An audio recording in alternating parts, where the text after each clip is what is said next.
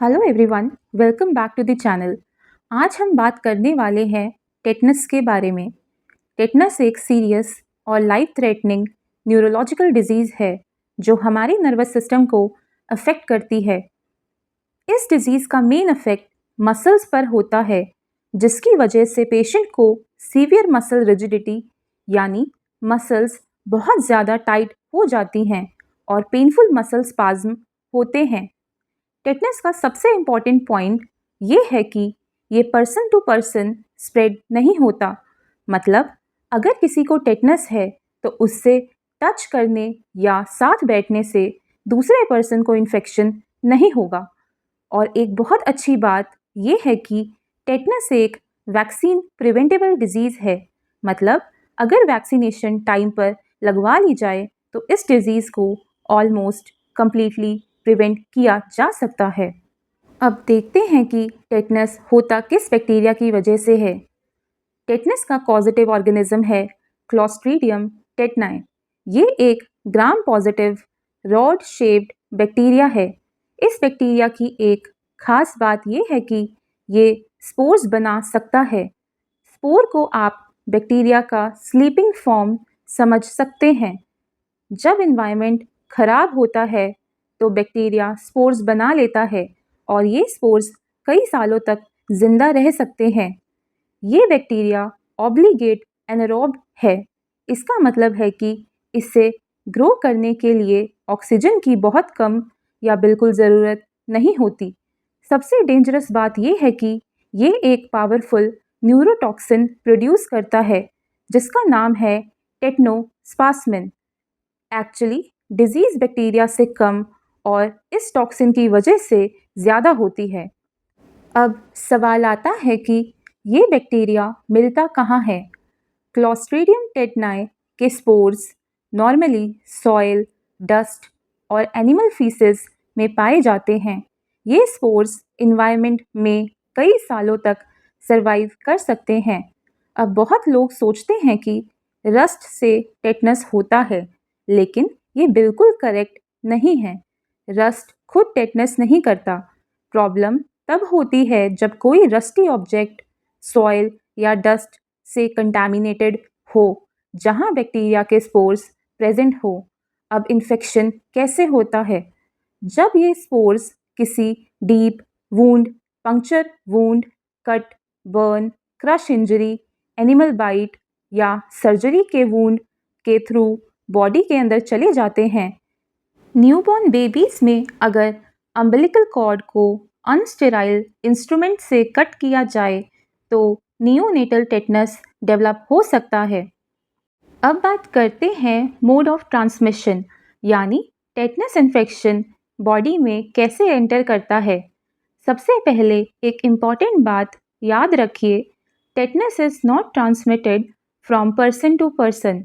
मतलब अगर किसी पर्सन को टेटनस है तो उसके कांटेक्ट में आने से या उसके साथ बैठने से आपको टेटनस नहीं होगा।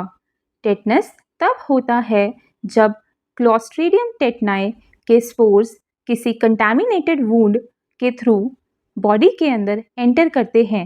ये स्पोर्स बॉडी में एंटर कर सकते हैं डीप पंक्चर वुंड्स जैसे कील या नेल चुभ जाना, कट्स और लैसरेशंस, स्पेशली अगर वुंड कंटामिनेटेड हो, बर्न इंजरीज, क्रश इंजरीज जहां टिश्यूज डैमेज हो जाते हैं, animal bytes, contaminated surgical procedures या इंजेक्शन।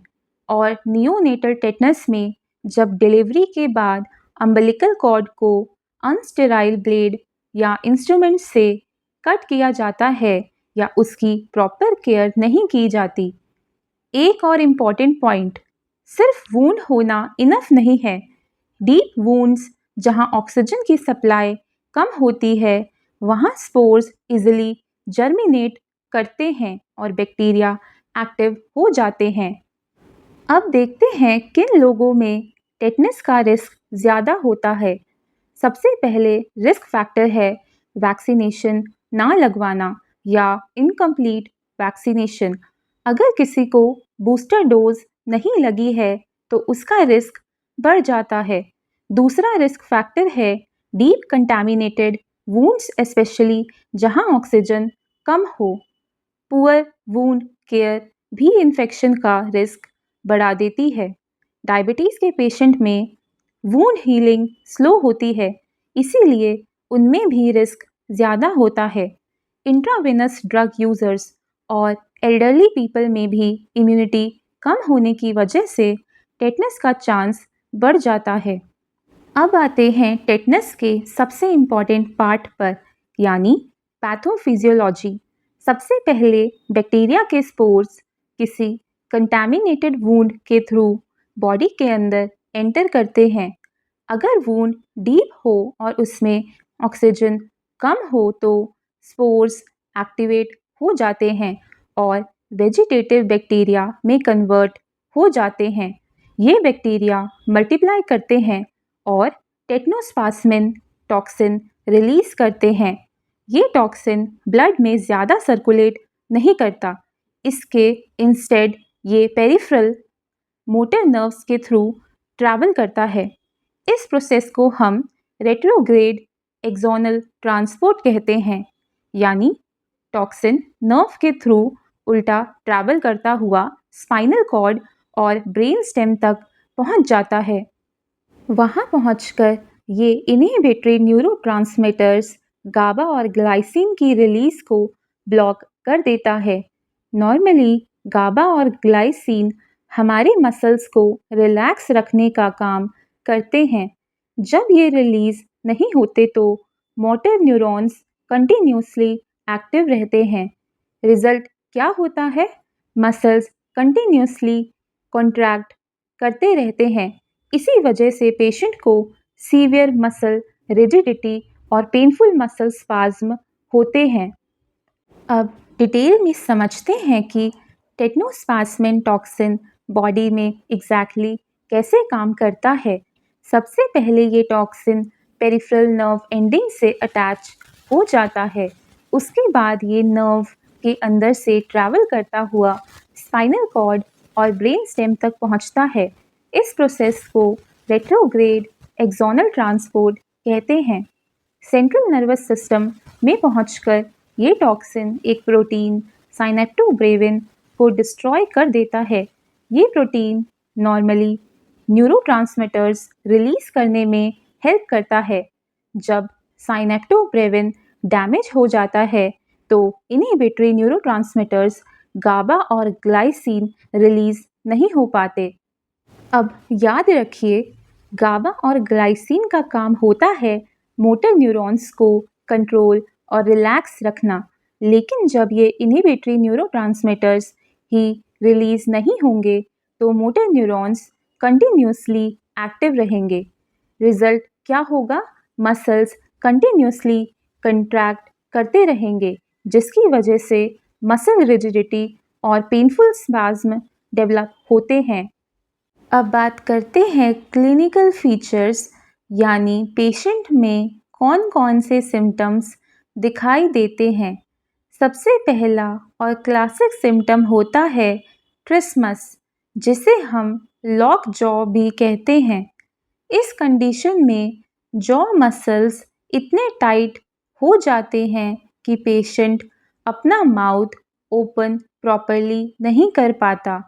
उसके बाद पेशेंट को डिस्फेजिया यानी स्वैलोइंग में डिफ़िकल्टी होने लगती है। नेक मसल्स भी स्टिफ हो जाती हैं और जॉ में पेन होता है। जैसे जैसे डिजीज़ प्रोग्रेस करती है, मसल रिजिडिटी पूरी बॉडी में स्प्रेड होने लगती है। एक खास फेशियल एक्सप्रेशन डेवलप होता है जिसे राइसस सार्डोनिकस कहते हैं। इसमें फेशियल मसल्स के स्पाज्म की वजह से पेशेंट के फेस पर एक एबनॉर्मल फिक्स्ड स्माइल जैसी अपीयरेंस आ जाती है। सीवियर केसेस में पेशेंट की बैक मसल्स भी इतनी कॉन्ट्रैक्ट हो जाती है कि बॉडी धनुष की तरह पीछे की तरफ बेंड हो जाती है। इस कंडीशन को ओपिस्थोटोनस कहते हैं। अगर रेस्पिरेटरी मसल्स भी इन्वॉल्व हो जाएं तो पेशेंट को ब्रीदिंग में डिफ़िकल्टी हो सकती है, जो लाइफ थ्रेटनिंग कंडीशन बन सकती है। अब देखते हैं टेटनस के डिफरेंट टाइप्स। सबसे पहला है जनरलाइज्ड टेटनस। ये सबसे कॉमन और सबसे सीवियर फॉर्म होता है। इसमें मसल्स स्टिफनेस और स्पाज्म पूरी बॉडी में होते हैं। दूसरा है लोकलाइज्ड टेटनस। इसमें मसल रिजिडिटी सिर्फ वूंड के पास के एरिया तक लिमिटेड रहती है। अगर ट्रीटमेंट ना मिले तो ये जनरलाइज्ड टेटनस में कन्वर्ट हो सकता है। तीसरा है सिफेलिक टेटनस। ये यूजुअली हेड इंजरी या ईयर इन्फेक्शन के बाद डेवलप होता है। इसमें क्रेनियल नर्व्स इन्वॉल्व हो जाती हैं, स्पेशली फेशियल नर्व। चौथा है न्यूनेटल टेटनस। ये न्यूबॉर्न बेबीज में होता है। इसका मेन रीज़न होता है अम्बिलिकल कॉर्ड को अनस्टेराइल ब्लेड या इंस्ट्रूमेंट से कट करना या कॉर्ड की इम्प्रॉपर केयर। इसीलिए सेफ डिलीवरी और मैटरनल वैक्सीनेशन बहुत इम्पॉर्टेंट है। अगर टेटनस का ट्रीटमेंट टाइम पर ना किया जाए तो कई सीरियस कॉम्प्लिकेशंस डेवलप हो सकते हैं। सबसे डेंजरस कॉम्प्लिकेशन है रेस्पिरेटरी फेलियर।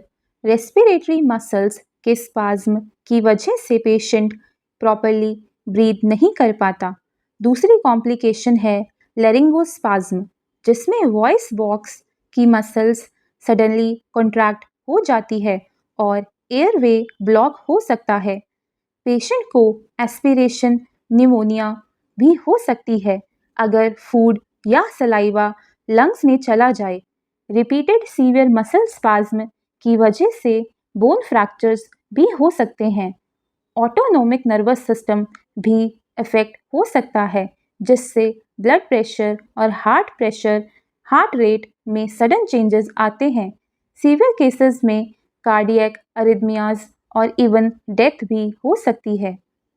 अब बात करते हैं डायग्नोसिस की। टेटनस का डायग्नोसिस मेनली क्लिनिकल होता है, मतलब डॉक्टर पेशेंट की हिस्ट्री और सिम्टम्स देखकर डायग्नोस करते हैं। इस डिजीज़ के लिए कोई स्पेसिफिक ब्लड टेस्ट अवेलेबल नहीं है। वूंड कल्चर भी अक्सर नेगेटिव आता है। इसीलिए अगर पेशेंट में लॉक जॉ, मसल रिजिडिटी और रीसेंट कंटामिनेटेड वूंड की हिस्ट्री हो तो डॉक्टर क्लिनिकल डायग्नोसिस करके ट्रीटमेंट स्टार्ट कर देते हैं। अब देखते हैं टेटनस का ट्रीटमेंट। ट्रीटमेंट का पहला गोल होता है सर्कुलेटिंग टॉक्सिन को न्यूट्रलाइज करना। इसके लिए टेटनस इम्यून ग्लोबिन यानी TIG दिया जाता है। ध्यान रहे, TIG सिर्फ ब्लड में प्रेजेंट फ्री टॉक्सिन को न्यूट्रलाइज करता है। जो टॉक्सिन पहले ही नर्व सेल्स से बाइंड हो चुका है, उस पर इसका इफेक्ट नहीं होता। दूसरा स्टेप होता है बैक्टीरिया को डिस्ट्रॉय करना। इसके लिए मेट्रोनिडाजोल एंटीबायोटिक कॉमनली यूज किया जाता है। पेशेंट के वूंड की प्रॉपर सर्जिकल डेब्राइडमेंट भी की जाती है, जिससे डेड टिश्यू और बैक्टीरिया रिमूव हो जाएं। मसल स्पाज्म को कंट्रोल करने के लिए डाइज़ीपाम जैसी मसल रिलैक्सेंट दिए जाते हैं। अगर पेशेंट को ब्रीदिंग में प्रॉब्लम हो तो एयरवे सपोर्ट और मैकेनिकल वेंटिलेशन की ज़रूरत पड़ सकती है। सीवियर पेशेंट को ICU में क्लोजली मॉनिटर किया जाता है। अब सबसे इम्पॉर्टेंट बात प्रिवेंशन। टेटनस को प्रिवेंट करने का सबसे इफ़ेक्टिव तरीका है वैक्सीनेशन। बच्चों को TDAP वैक्सीन दिया जाता है। एडोलसेंट्स और एडल्ट्स को TDAP बूस्टर दिया जाता है। उसके बाद हर 10 साल में TD या TDAP बूस्टर डोज लेना रिकमेंड किया जाता है। इसके अलावा किसी भी वुंड को इमीडिएटली क्लीन करना और प्रॉपर ड्रेसिंग करना भी बहुत इम्पॉर्टेंट है। प्रेग्नेंट वुमेन को भी TDAP वैक्सीन दिया जाता है, जिससे न्यूबॉर्न बेबी को नियोनेटल टेटनस से प्रोटेक्शन मिलती है। तो चलिए अब इस टॉपिक को क्विकली रिवाइज करते हैं। टेटनस क्लॉस्ट्रीडियम टेटनाई बैक्टीरिया की वजह से होता है। इन्फेक्शन तब होता है जब बैक्टीरियल स्पोर्स कंटामिनेटेड वुंड के थ्रू बॉडी में एंटर करते हैं। बैक्टीरिया टेटनोस्पाज्मिन टॉक्सिन प्रोड्यूस करता है जो गाबा और ग्लाइसिन को ब्लॉक करता है। इस वजह से मसल्स कंटिन्यूअसली कॉन्ट्रैक्ट करते रहते हैं और सीवियर स्पाज्म डेवलप होते हैं। अर्ली डायग्नोसिस और टाइमली ट्रीटमेंट पेशेंट की लाइफ बचा सकता है। और सबसे इम्पॉर्टेंट बात, vaccination is the best prevention against tetanus. तो फ्रेंड्स, ये था टेटनस का कंप्लीट मेडिकल ओवरव्यू।